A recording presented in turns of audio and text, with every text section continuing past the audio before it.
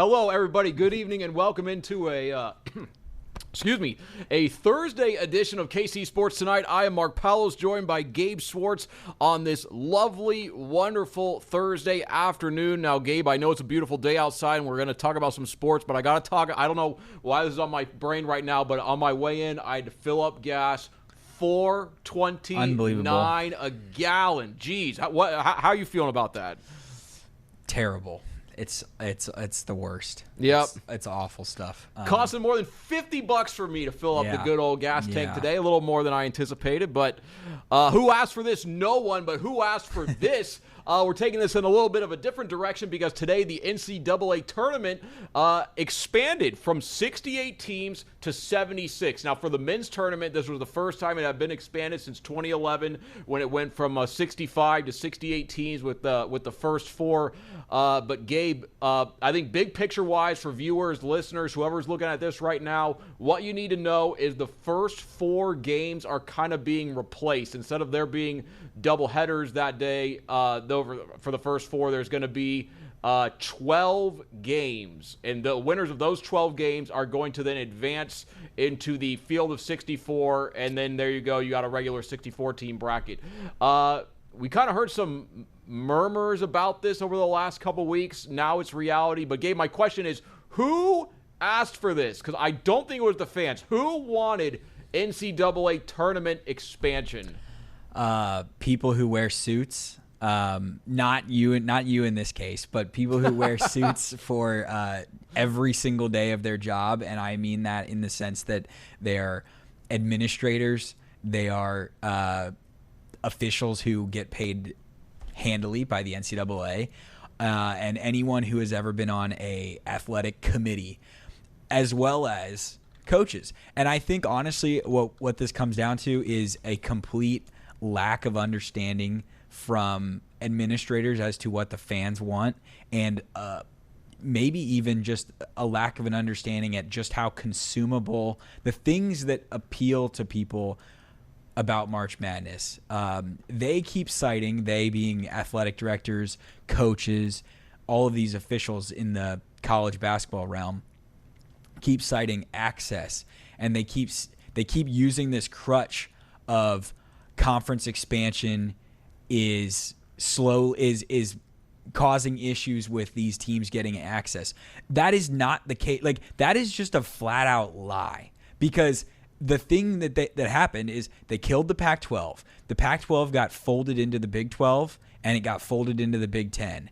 And and to a lesser extent, with Stanford and Cal, got folded into the ACC. The Atlantic Coast Conference. Yeah. So the new Conference of Champions. Yeah, all of that happens, and the idea that as a result, the Big 12 and the SEC and the Big 10 are getting squeezed out of at-large bids in the NCAA tournament is just nonsense. Arizona, who was making the tournament during the Pac-12 era, is still making the tournament. UCLA, who was making it during the Pac-12 era, is still making the tournament. Those teams still have access to the NCAA tournament, and they're not missing the tournament because of the league being tougher. If anything, what I've seen is the SEC and the Big 12 and these teams, the Big 10, when a team comes in 10th, 11th place, and they go 8-10 against this dominant, awesome league that has Final Four contenders at the top of it, and everyone says, oh, we get to Friday night of the Big 12 tournament. That's four teams that could all play in the Final Four. Sure, these teams in the middle of those conferences are more often than not being told, okay, those are you're taking a lot of quality losses, and you're having a chance for awesome wins that bolster your NCAA tournament case. So when that happens, and then I'm being told that this is about access to the tournament for those teams. I don't want that. I don't want to see 17 and 16 Auburn in the NCAA tournament. I'm an Arizona State alum. ASU in the 76 team tournament, if it had applied to last year, would have made the tournament. And that team was not a tournament team. It simply did not earn it. They lost games that if they had beaten Colorado at home, if they had beaten UCLA on the road in non-conference play, they would have been a tournament team. Guess what? They didn't do that. So they didn't earn it. And I think that this is just NCAA coaches being like, we want it to be easier to get in. But at the end of the day, I think the problem for them is this is now going to open the Pandora's box of their administrators eventually being like, well, it's now a lot easier to make the tournament. So if everybody can do it, now the bar for success is not just reaching the 68 teams, or reaching the 76 teams, it's reaching the 76 teams and getting to like the round of 32, which means you might have to win a play-in game, which is going to be called the opening round, and then win a first round game, which, as far as I know, opening and first seem like synonyms, but it's just really ridiculous at this point. No, it certainly is. And I think maybe one problem that the NCAA is gonna have here is a little bit of a supply and a demand issue, because your supply is getting to the point where people are going to no longer care as much about this games. I mean, the NCAA tournament was 64, people loved that. When it went to 65, people loved that. When it immediately went to 68, I think you kind of started getting some people on the fence of being, hey, like these first 4 games, are you in the NCAA tournament? Are you not if you're playing in the first 4? I think a lot of fans say yes, you are in the NCAA tournament. I think a lot of the teams and coaches say no, and now you go from 68 to 76, and it's just kind of, to me, this is almost like in the college football bowl season when they run out of 6-6 teams, or too many 6-6 teams decline. Like, all right, 5-7, come on down the aisle, baby. We got a spot for you. It's just at what point? I mean, 76 teams playing in March Madness. Like, are some of these teams really worthy of playing an NCAA tournament game? Like, isn't the postseason supposed to be about the best teams that have survived the regular season and then they get advanced to the postseason because they've earned it? Now, I mean, look, I was trying to look up some of the bubble teams, the first 4 out, that while you were talking there. Would adding any of these 4 teams done anything to this year's NCAA tournament? San Diego State, no. Auburn, no. Oklahoma, no. Oklahoma lost 9 games in a row at one point last year, and they would have been putting them in the NCAA tournament? They would have been in the NCAA tournament team if the rules of next year applied to last year. And New Mexico. So it's like, I mean, those are just the first 4 out. We're going to have to add 4 more teams that are worse than those 4 that would make it to the NCAA tournament with this new model. So obviously I know they've wanted to expand it for a very long time. This was a way you could expand it, and it wouldn't really go beyond 3 weekends, because I know there's talks about a 96-team NCAA tournament. If you do that, the tournament is now at least 4 weeks. It's just a completely different beast. To me, though, it's just college basketball is beginning to go down a path where the fans just are not going to care. And there's a lot of factors here. Expanding the NCAA tournament, no one asked for it, no one wanted it, but guess what, fans? You get it. Now, this is no fault to the players. This is no fault to the institutions, but you have to look at how these teams are rostered each year. With the addition of the transfer portal, NIL, with the way the game has changed here in the last 4 or 5 years, teams don't know who is on their roster until the season really begins. You and I were kind of talking about this right before this show. Like, KU just added a brand new player. If we ask 10 KU basketball fans in the street, 10 diehard KU basketball fans in the street, who did KU sign today, you might get a 50% yes clip. Yeah. Maybe even less. So I think college basketball, Gabe, do you think college basketball is going down a road it doesn't want to go down? Because I think fans don't know who's on their teams. More teams are making it to the NCAA tournament, and it just doesn't – to me, these don't seem like things you want for competitive success. I think the biggest problem is, and this is a college sports problem, it's college basketball and it's college football, is these administrators don't realize that they are what separated college basketball from the NBA is the scarcity of the product and the like do or die nature of the one and done format. And yes, it is a matter of like this is going to be just extra content on Tuesday and Wednesday. I would say the nice thing about the first 4, which was just 2 games on Tuesday night, 2 games on Wednesday night, is it was consumable. It wasn't absolutely necessary.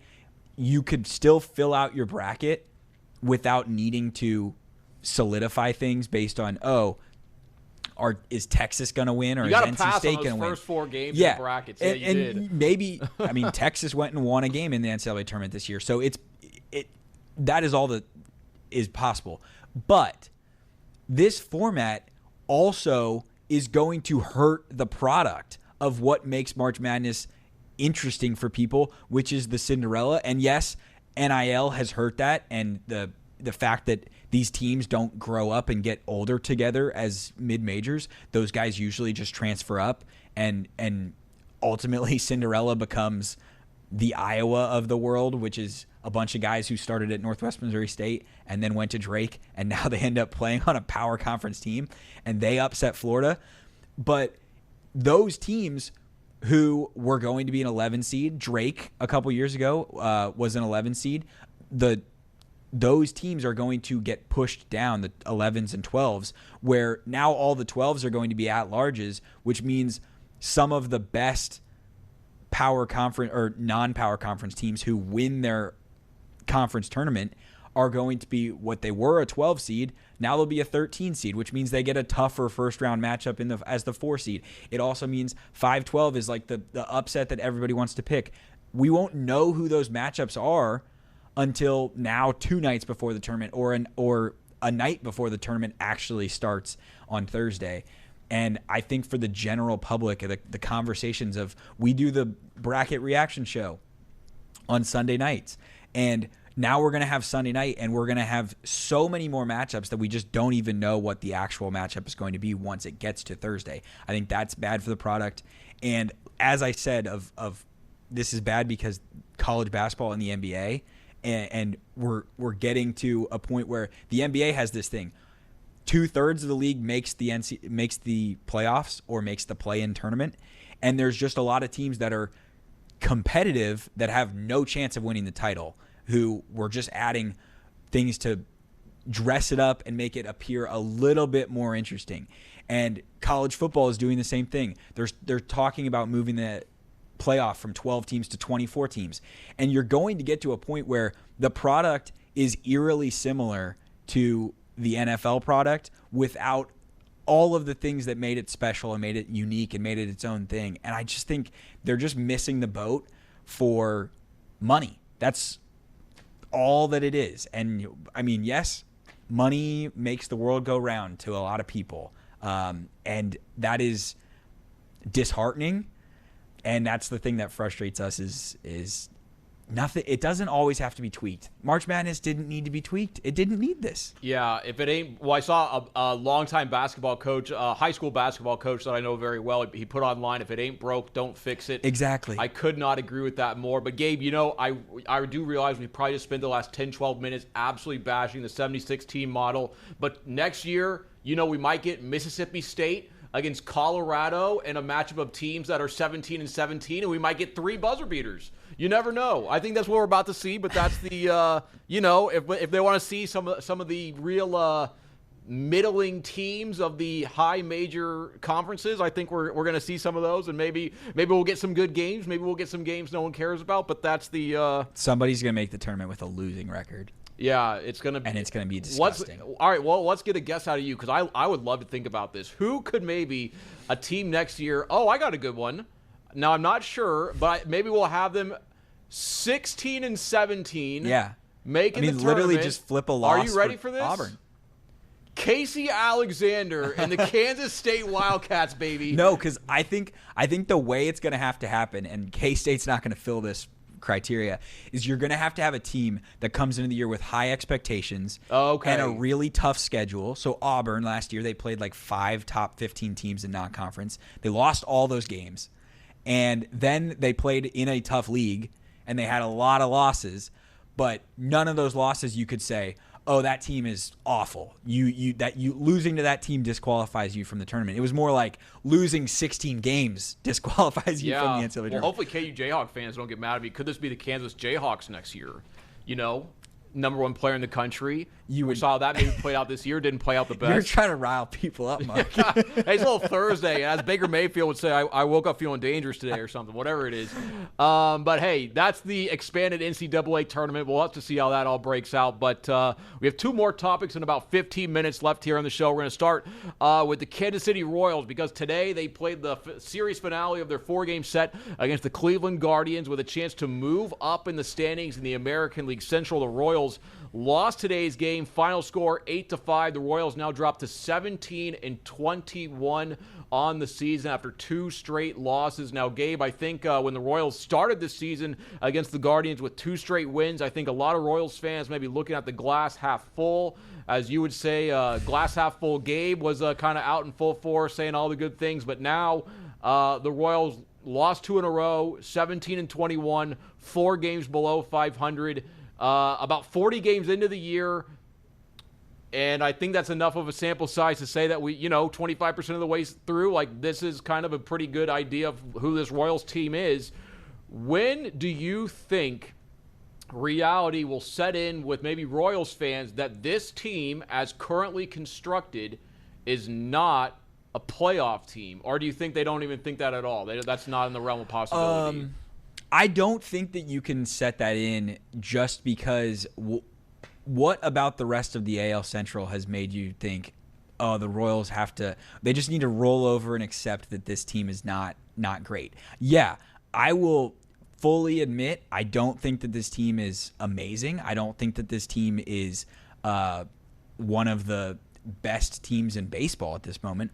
But crazily enough, it is Thursday, May 7th, and there are 2 teams in the American League that have a winning record, or there was going into today. The Guardians, I believe, they're back above 500 because they won today. But before today, it was the Yankees and it was the Rays who both had winning records, and that's both of those teams are in the same division.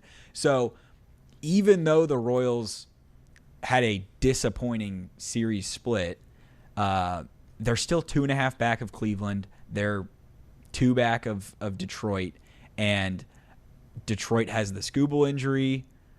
Cleveland just has the general. I don't think that team's amazing or world beaters, and I don't think that they're going to do anything special. I don't think that there's going to be much separation within the division. And at this point, the Royals are now 3-4 against Cleveland. They're 2-1 against Minnesota. They 0-3 against Detroit, so they have to fix that this weekend. You can't continue to dig a hole against Detroit. And we said so much last week about just how big of an opportunity this week was. It looked like it was going to be a huge opportunity when you start 2-0 in the week, and the Reagan's injury last night is disappointing. The Carlos Estevez rehab assignment report of him being shut down for 3 weeks because of right shoulder discomfort, that's discouraging. But at the end of the day, May 7th is way too early for me to give up on a team that plays in the worst division in baseball, and they currently are the worst division in baseball, so they're going to have a chance. But having a chance and being a frustrating baseball team can coincide. And they're certainly a frustrating baseball team because you see the glimpses of things. You see the awesome weekend in Seattle last week where they get a leg up on a potential wildcard team in Seattle that played in the ALCS last year. But then they come home and can't get a big hit with runners in scoring position today. Vinny Pasquantino had some pointed comments in the locker room. I think they're aware of what the issue is. It's been 2 years of very hit or miss hitting with runners in scoring position, and that just puts a lot of stress on your lineup. But I will come out of this and say I don't think that they're awesome at this point. But the last 2 weeks of Bobby Witt Jr. are starting to really heat up, and I think we can look at 2024 when they were a playoff team and say that the biggest reason that happened is that Bobby Witt Jr. played at an MVP level. And if he can do that, he can carry them through a bad AL and a bad AL Central where they're still in position to be in the hunt. It's just way too early to give up, even if it's painful to watch. I think what kind of really stands out to me so far maybe about this Royals team, the 2026 Royals, is just there were certain things that I think fans and the team had pretty good confidence in that this year we're going to be pretty good, like starting in relief pitching, and it just some of these guys, like it just hasn't been what you thought it would be. Like I know like a lot of fans, like they see the talent, they see the potential of Cole Reagans, but again, you talk about yesterday, the injury that came up, like he all of a sudden he pitches for 3 innings, he's throwing pretty good, leaves the game. Can't really figure out what's going on. He says there's some pain, but with his elbow, like lower tricep area. He said he's had 2 Tommy John surgeries, and he says it feels completely different from that. But it's like, gosh, like this is a guy that the team's really relying on, a guy that probably has some of the best stuff in Major League Baseball as a starting pitcher. And it's just at the end of the day, the guy's pitched 1 full big league season of more than 100 innings. Like that, like the facts cannot be ignored. Is he a great pitcher? Yes. Did the Royals sign him to be their to be their ace? Basically, he's the opening day starter for 3 years in a row. Yes. Is he made of glass and has struggled to stay on the field throughout his career? Yes. That is something that certainly concerns me. You think about today's starter, Seth Lugo. He's a guy they signed to a big deal last year when they didn't trade him at the trade deadline. Started out this year absolutely on fire. Last couple starts, been pretty rocky there for Mr. Seth Lugo. Hopefully he's a guy that can turn it around. You talk about Carlos Estevez, a guy that they brought in obviously last year to be the closer of this team, led Major League Baseball in saves, comes out this year, spring training, not throwing hard at all, notorious slow starter. This year probably worse than other years. First game of the year, second game of the year, blows the save, gets hit by a fair ball. Yeah. Hasn't been back in the big league since. Goes on his rehab assignment, starts throwing yesterday. Then you mentioned that there's a little bit of a hiccup there. Who knows when he's coming back? So you look at some of the other pieces in the bullpen. Has that gone as planned? I would say no. But the one thing that has also really stood out to me about this season is as bad as the Royals have been, and then they just go on this recent streak where they actually are pitching well, they're playing well, they're winning some games. To me, it seems like the city never turned on them. Like, I had people come up to me like, what's better than this? The Royals winning or the Chiefs winning? And I was like, it doesn't really make a big difference to me. But it's just funny to hear how some of these fans like that. So I guess, Gabe, do you? At least I think the city. I think a lot of Royals fans are frustrated with the team. But will they ever turn on the Royals? I don't think so, because the Royals, we talk. It's kind of funny that we bring this up, but like the Royals did introduce the city to a winner again. 2014 and 2015 kind of turned things around. So I think people are going to have a soft spot for that forever. I said this all of last year that the Royals are absolutely a victim of the Chiefs' success, of that the championship level expectations of that franchise that sits directly across the street, at least for the next 5 years. It just makes people a little more frustrated that the Royals aren't in that conversation. But yeah, I can see where you're saying like people just want to see competitive baseball, and they're getting much more competitive baseball. Now, I think that we've gotten to the point of the last 3 years where it has been not putrid, awful, worst in the league baseball, which it was for so long, that now the expectations are kind of being flipped a little bit. And it's like, hey, when you have the same problem year after year after year, something's got to change.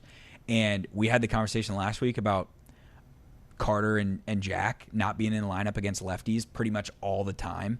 And I was walking out of the K last night and heard a guy lamenting the fact that Elias Diaz was in the lineup and that Carter Jensen was not, just because it was a lefty. And so I think that the fan base has those kinds of frustrations as well.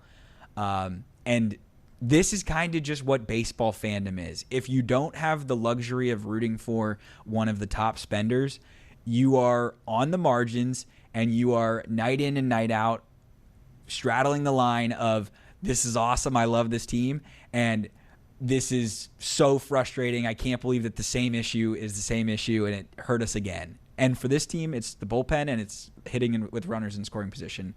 And we'll see how far it takes us, but we're not going to stop watching because it's an entertaining show, even if it's frustrating at times.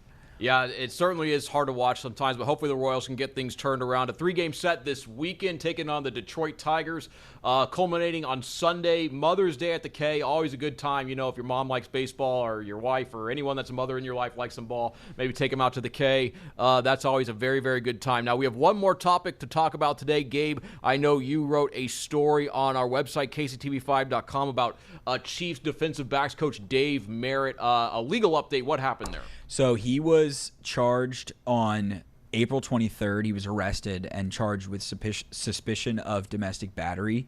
Today, those charges in Johnson County, Kansas, were dismissed. We've already seen he was back at the Chiefs facility. He was coaching on field during rookie minicamp.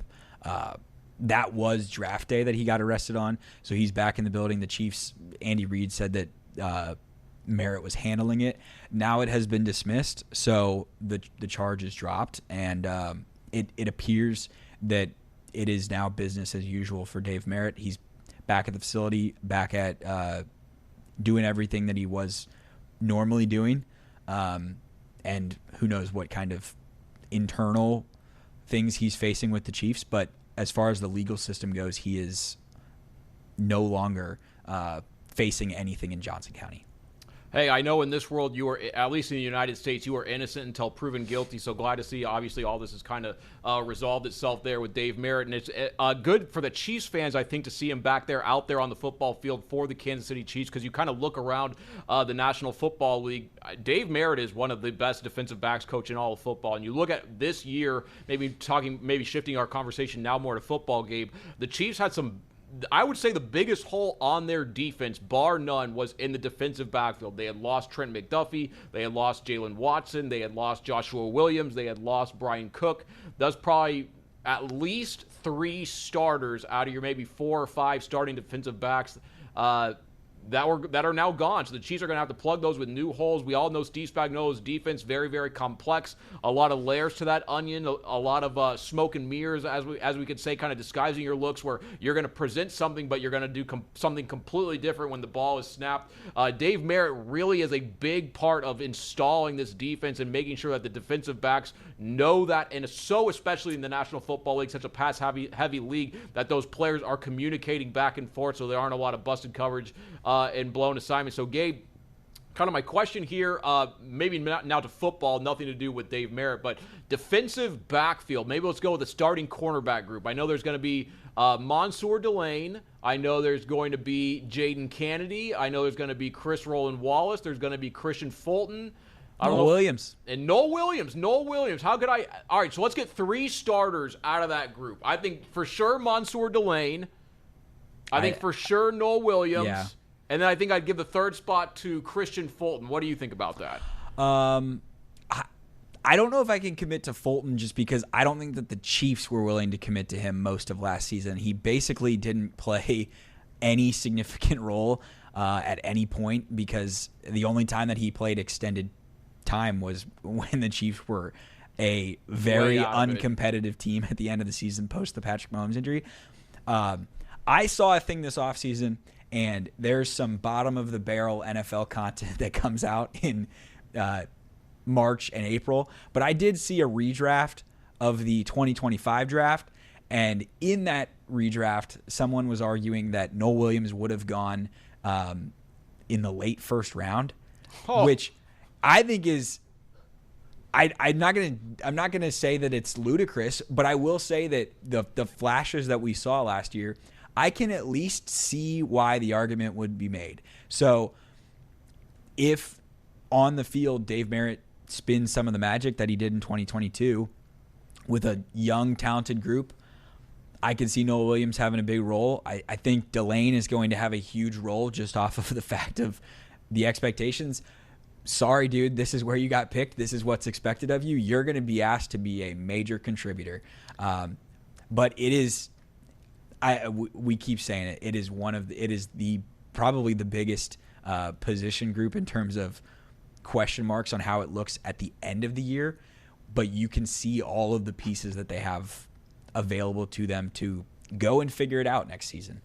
Yeah, it certainly is a big question. I think you would say in football, the National Football League, the 2 biggest things are having a quarterback and then getting after the passer. I think if there was a 3rd thing, I think you could say maybe defending the pass with your defensive backfield. And for the Chiefs, that is a huge, ginormous question this year. I know Christian Fulton might be a little who knows what's going to happen. Last year, though, I will say he wasn't really at training camp because he was injured. Really slow start to the year. So, hey, I mean, the Chiefs are paying him, I think, about $10 million. So hopefully they'll get some return on that investment. But, guys, that's all we got. KC Sports Tonight on this Thursday edition. Royals lose. NCAA Tournament expanded that no one wanted that, and the charges were dropped on Chiefs defensive backs coach Dave Merritt. So we'll see you here in our 6 p.m. newscast. Until then, take care.